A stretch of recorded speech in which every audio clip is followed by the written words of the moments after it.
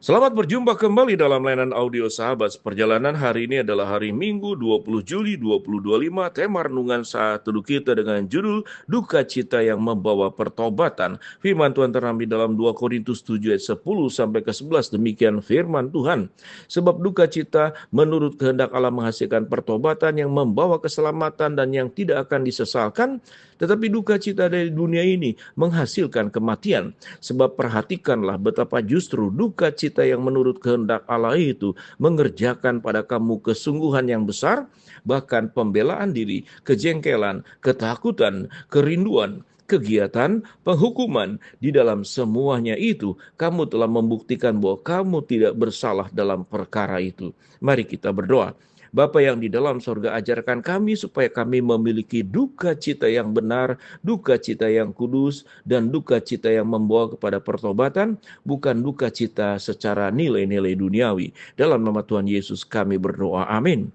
Shalom sahabat perjalanan yang dikasihi Tuhan, duka cita pertobatan, duka cita yang kudus, duka cita yang benar, dan ada yang namanya duka cita karena dunia yang sifatnya fana.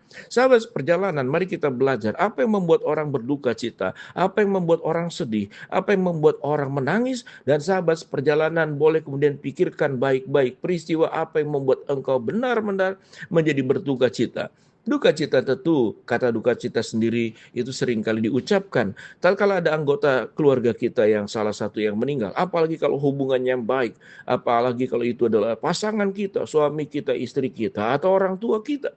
Ada juga keluarga yang punya anak satu-satunya, kemudian anaknya meninggal karena terkena sakit tertentu, dan itu duka cita yang luar biasa.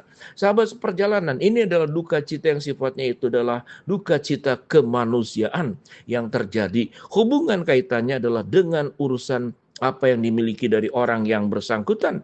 Kalau kita melihat kemudian yang lebih rendah lagi, kalau kita kehilangan keluarga yang kita cintai itu tentu berat. Tapi mungkin duka cita kehilangan handphone, dijamret, karena saya mengalami itu. Tahun 2024, hilang semuanya.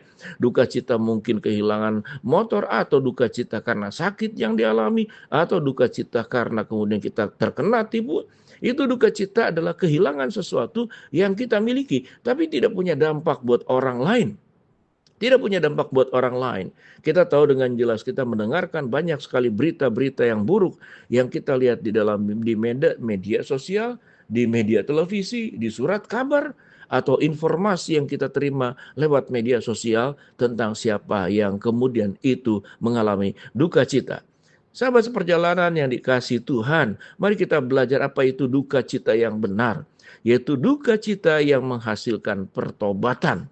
Jadi itu adalah duka cita, menangis karena kita sudah berbuat dosa, menangis berduka cita karena kita sudah meninggalkan Tuhan sekian lama, menangis dan berduka cita kita sudah menjadi orang-orang yang mati padahal masih hidup, mati di dalam relasi hubungan dengan Tuhan, mati untuk hidup ingin bagaimana menjadi lebih baik dan benar di hadapan Tuhan. Mungkin selama ini sudah terlupakan.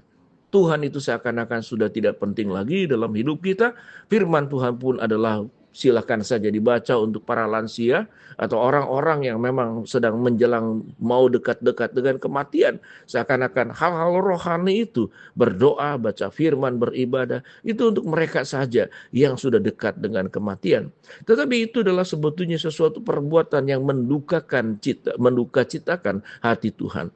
Seyogianya kita boleh berduka cita karena ada anggota keluarga kita yang meninggal. Kita boleh berduka cita karena kita kehilangan. Tapi duka cita yang terbaik adalah yaitu duka cita karena kita hidup di dalam dosa dan hidup meninggalkan Tuhan, tidak hidup berjalan bersama dengan Tuhan. Itu sesungguhnya duka cita yang harus dimiliki. Tetapi kalau kita berbuat sesuatu yang buruk, kita senang-senang saja dan kita tenang-tenang saja, seakan-akan Tuhan itu tidak ada. Tidak ada lagi penghakiman, tidak ada lagi hitung-hitungan di hadapan Tuhan untuk semua perbuatan kita.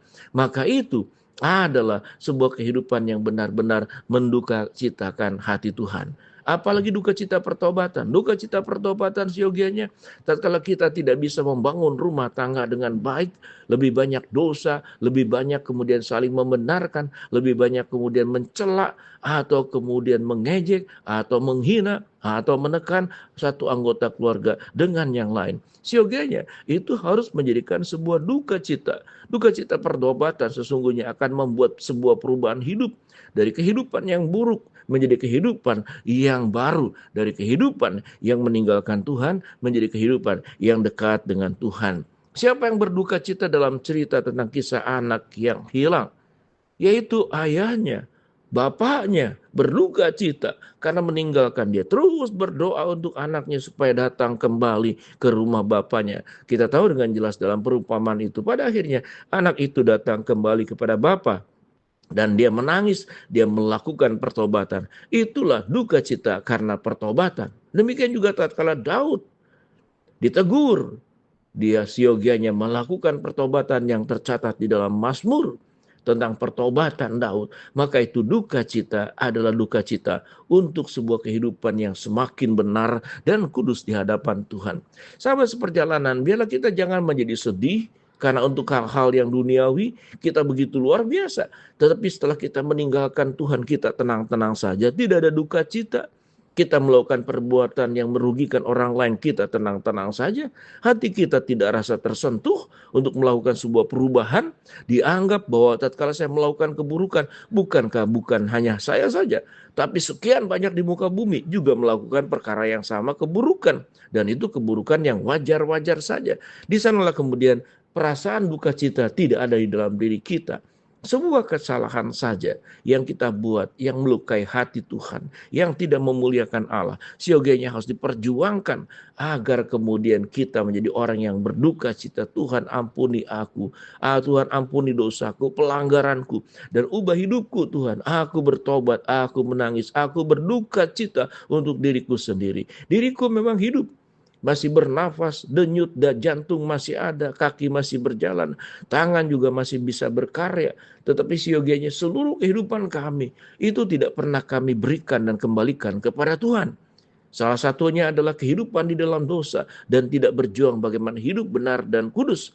Tatkala kemudian kita lebih banyak menangis untuk perkara-perkara duniawi, tapi kita tidak pernah mungkin menangisi diri sendiri yang sudah meninggalkan Tuhan, seperti anak yang hilang. Ada waktu dan kesempatan kalau kita sudah melangkah terlalu jauh, berbuat dosa, Tuhan berduka cita untuk perbuatan dosamu. Dan engkau juga harus memiliki perasaan yang sama, berduka cita atas perbuatan hidupmu sendiri yang meninggalkan Tuhan. Bila kita menjadi orang-orang yang diberkati oleh Allah, dan kita menjadi orang yang bisa berduka cita, bukan kehilangan barang, bukan kehilangan kekasih, bukan kemudian kehilangan kendaraan, atau kehilangan uang, tapi duka cita yang diajarkan oleh firman Tuhan. Duka cita karena dosa-dosa yang kita lakukan masih terus dilakukan dan tidak mengalami pertobatan. Biar air mata kita taruh di dalam kirbat Tuhan dan akui segala salah dan dosa kita. Biarlah kita bertobat dan berduka cita karena sudah meninggalkan Tuhan.